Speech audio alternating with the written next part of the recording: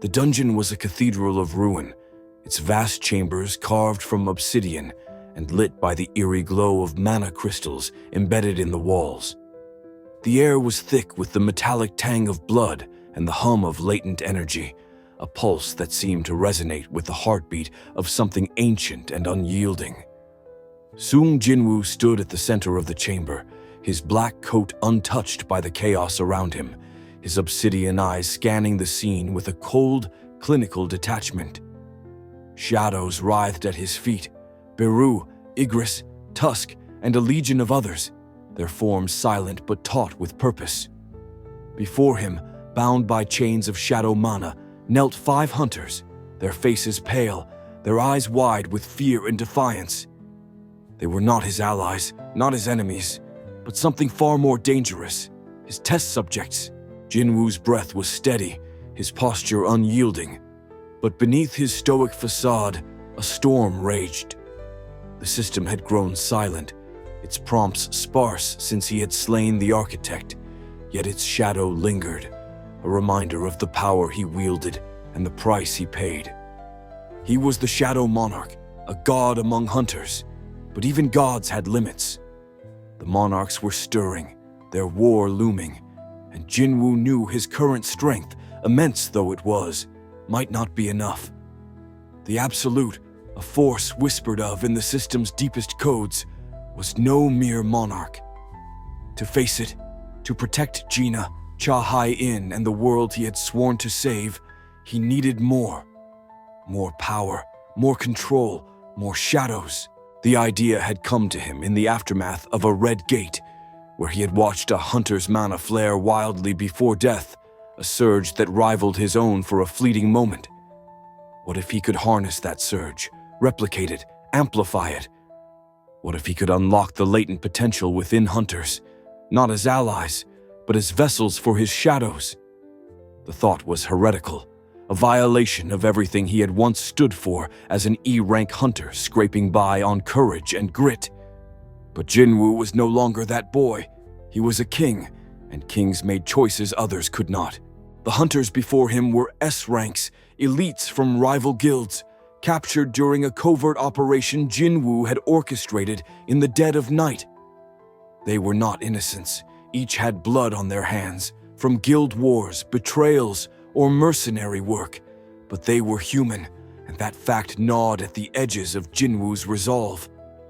Their names glowed above their heads, a gift of the system's lingering sight. Kang Min-soo, a fire mage with a rap sheet of arson. Lee Soo-jin, a healer who had let allies die for profit. Park Joon-ho, a tank with a penchant for extortion.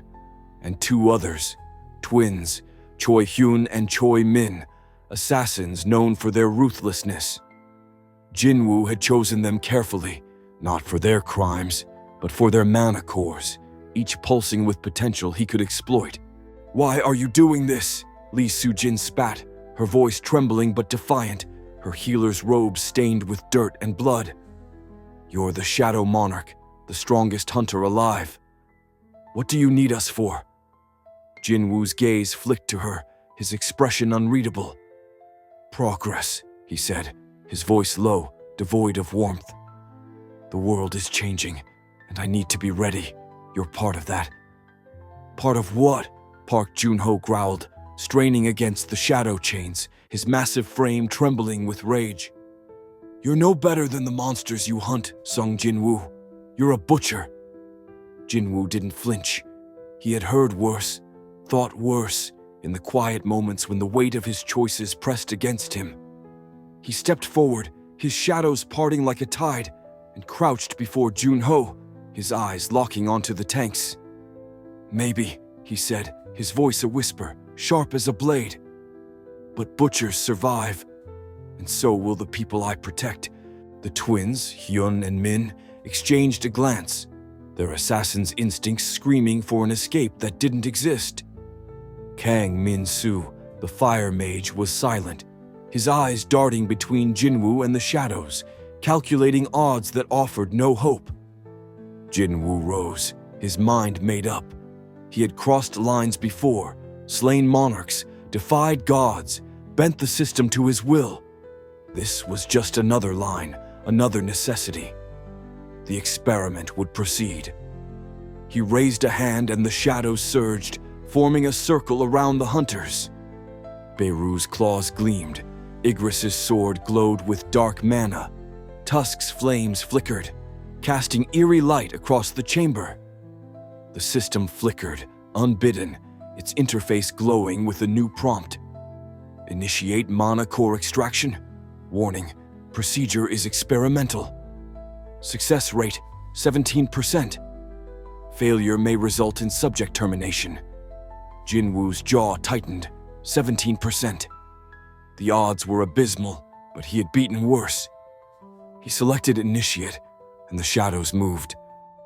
The hunters screamed as the shadows invaded, their forms blurring into tendrils that pierced flesh, seeking the mana cores within. Jinwoo watched, his face a mask, but his hands clenched at his sides, the only sign of the turmoil within. He saw Gina's face, her smile a fading memory.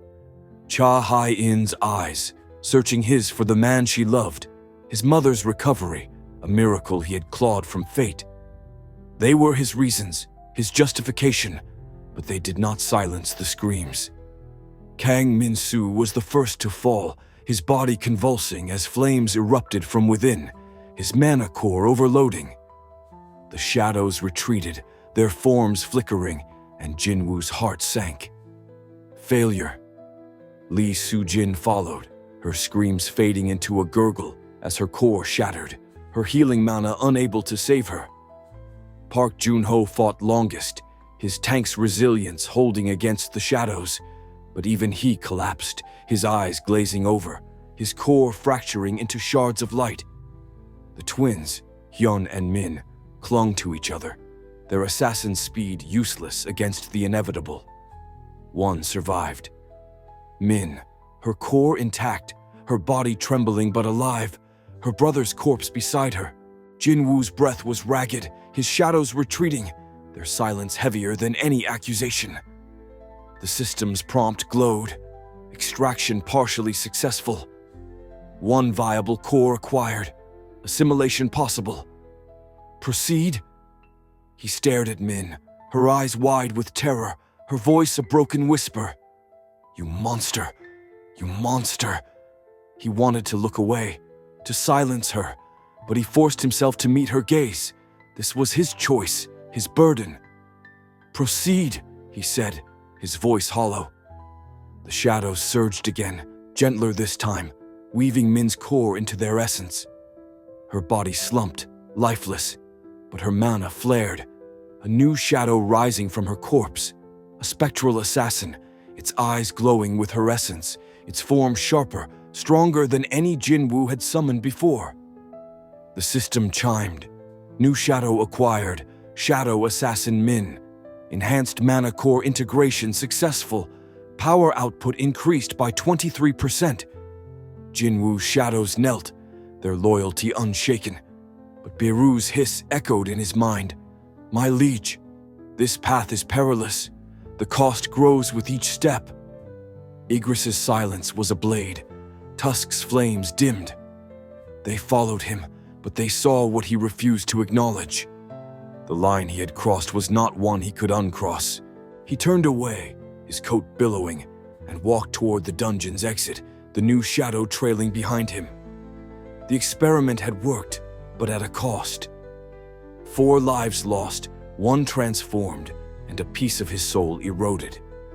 He had unlocked new powers, but the question lingered. Was it worth it? The monarchs were coming. The absolute loomed, and Jinwoo needed every edge. But the faces of the hunters, Min's accusation, Junho's rage, burned in his mind, a reminder of the monster he might become. The weeks that followed were a blur of battles and secrets. Jinwoo wielded his new shadow with devastating precision, cutting through dungeons and monarchs with a power that left even Thomas Andre wary. Cha Hai-in sensed the change, her questions unspoken but piercing. What happened in that dungeon, Jinwoo? She asked once, her voice soft, her eyes searching. He offered a smile, a lie, and said, "Just another fight." But she wasn't fooled, and the distance between them grew. Gina noticed too, her teasing subdued, her hugs tighter. "You're different, Appa," she said, half joking, half afraid. Jinwoo brushed it off, but the words cut deeper than any blade. His mother, now healthy, watched him with quiet concern, her silence a mirror to his own. The system was active again, offering new prompts, new experiments. Mana core extraction protocol enhanced. Success rate, 29%. Initiate further trials? Jinwoo ignored it, but the temptation lingered. He could refine the process, save more cores, build an army unmatched. But each success would cost more lives, more of himself. The shadows watched, their sentience growing, their loyalty tested. Baru whispered warnings. Igris stood closer. Tusk's flames burned hotter. They were his strength, but they were also his conscience, a reflection of the man he was losing. The monarchs struck, their forces relentless, and Jinwoo fought with a ferocity that shook the world.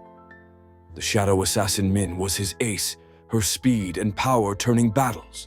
But her eyes, her human eyes, haunted him.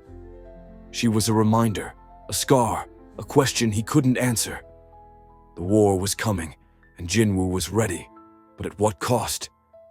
The experiment had given him power, but it had also sown doubt, a crack in the god he had become. The dungeon's echo lingered, the hunter's screams a chorus in his dreams. Jinwoo had conducted an experiment to unlock new powers, but the true experiment was on himself, testing the limits of his humanity, his morality, his soul. And as the shadows gathered, Sung Jinwoo, the Shadow Monarch, wondered if the man he had been could survive the god he was becoming.